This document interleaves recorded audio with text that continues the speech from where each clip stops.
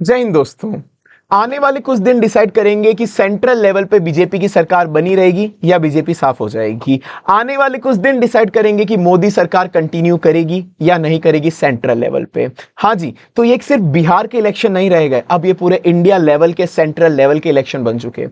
बिहार के इलेक्शन ही डिसाइड करेंगे कि सेंट्रल लेवल पे किसकी गवर्नमेंट हो रहने वाली है, बीजेपी की, कांग्रेस की या फिर किस और की।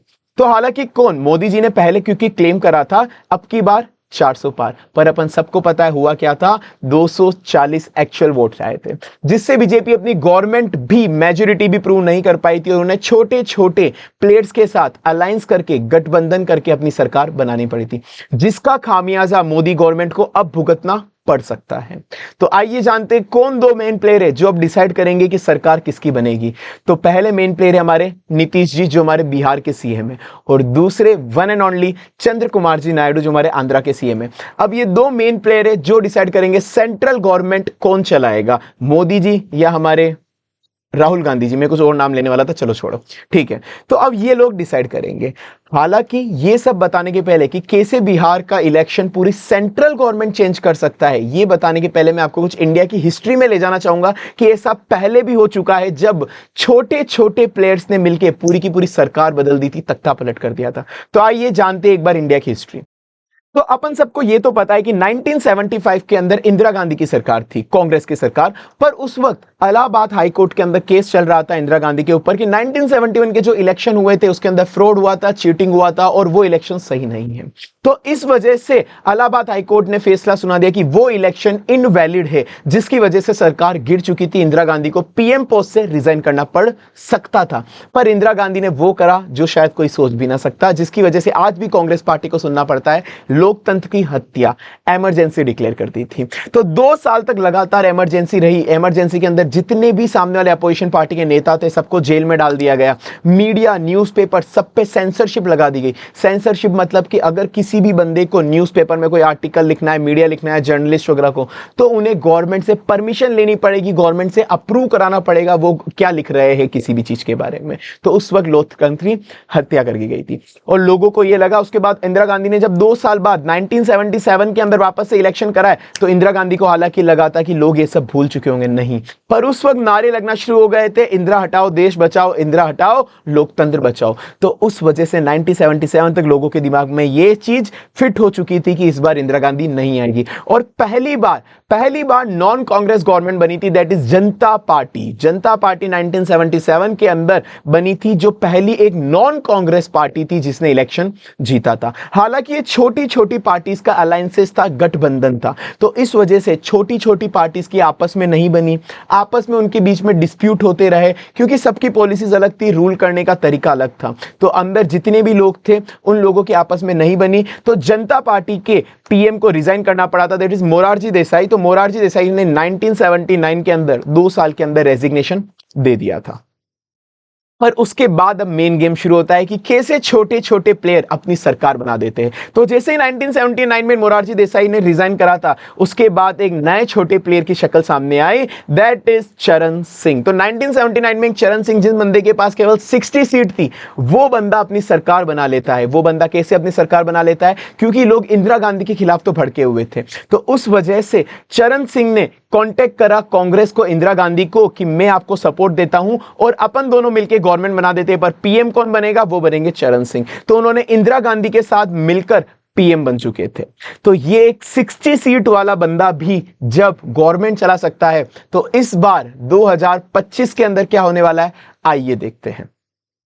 तो एक बार 2024 का सेंट्रल का इलेक्शन एक बार अपन वापस से याद रखते हैं। अपन सबको याद तो है अब की बार 400 पार, पर असली के अंदर हुआ क्या था, 240 सीट, जिसके अंदर बीजेपी अपनी मेजोरिटी तक प्रूव नहीं कर पाई थी, क्योंकि out of 543 seat, total central level पे 543 सीट्स होती है। 543 सीट्स में से अगर आप मेजोरिटी देखोगे तो 272 सीट्स बीजेपी को लेनी चाहिए थी अगर उन्हें अपनी सरकार अकेले इंडिपेंडेंट चलानी थी। पर हुआ क्या, 240 सीट्स वो अपनी मेजोरिटी भी प्रूव नहीं कर पाई थी।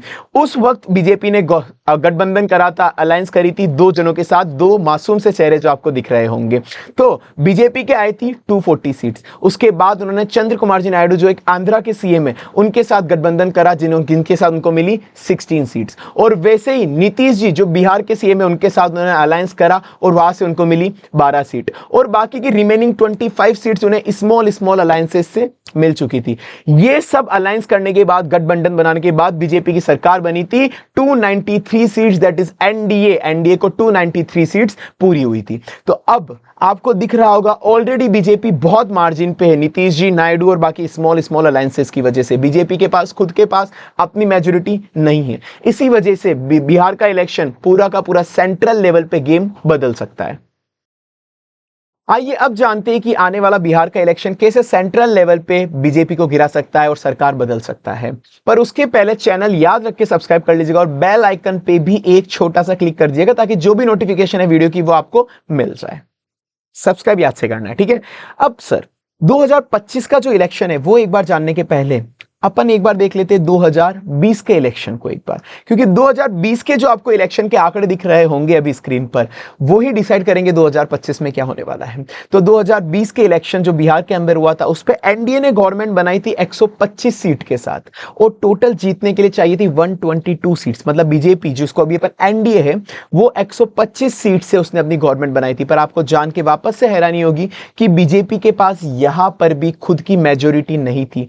BJP plus JDU plus other small party, इन सबका मिलकर 125 सीट मिली थी। मतलब बीजेपी यहां पर 122 सीट यहां पर भी नहीं ला पाई थी और मेजोरिटी यहां पर भी प्रूव नहीं कर पाई थी। तो 122 और 125 में केवल 3 सीट का फर्क है। अगर ये 2-3 सीट भी ऊपर नीचे हो जाए तो बीजेपी शायद बिहार भी अपने हाथ से लूज कर सकती है, बिहार भी बीजेपी के हाथ से निकल सकता है। वहीं पे महागठबंधन जो आपको दिख रहा होगा, महागठबंधन की 110 सीट है जो अभी लीड कर रहे हैं तेजस्वी यादव और कांग्रेस के राहुल गांधी, इन सब ने मिलकर, मतलब जो छोटी छोटी पार्टीज बाकी उन सब ने मिलकर बनाया था महागठबंधन। और अभी एट प्रेजेंट बिहार के जो सबसे स्ट्रॉन्ग अपोनेंट है वो है तेजस्वी यादव। अभी आप न्यूज आर्टिकल या लोगों का पोल देखोगे तो बहुत ही ज्यादा स्ट्रॉन्ग प्लेयर है अभी के चुनाव के अंदर बिहार के अंदर। पिछली बार भी उनके पास 110 सीट थी, तो इस बार बस वो अगर कुछ सीट और हासिल कर ले तो केवल कुछ सीट से वो बिहार को अपने कब्जे में कर सकते हैं, मतलब बिहार में अपनी सरकार बना सकते हैं। और जैसे ही तेजस्वी यादव ने बिहार पे कब्जा करा, मतलब अपनी गवर्नमेंट बनाई, उसके बाद नीतीश जी बिहार से हार जाएंगे और शायद वो बीजेपी छोड़ के, एनडीए छोड़ के, शायद नहीं 100% वो बीजेपी छोड़ देंगे, एनडीए छोड़ देंगे और महागठबंधन से अपना हाथ मिला लेंगे। क्योंकि ये पहली बार नहीं हुआ है, ऐसा पहले भी हो चुका है, अभी मैं आगे बात करूंगा।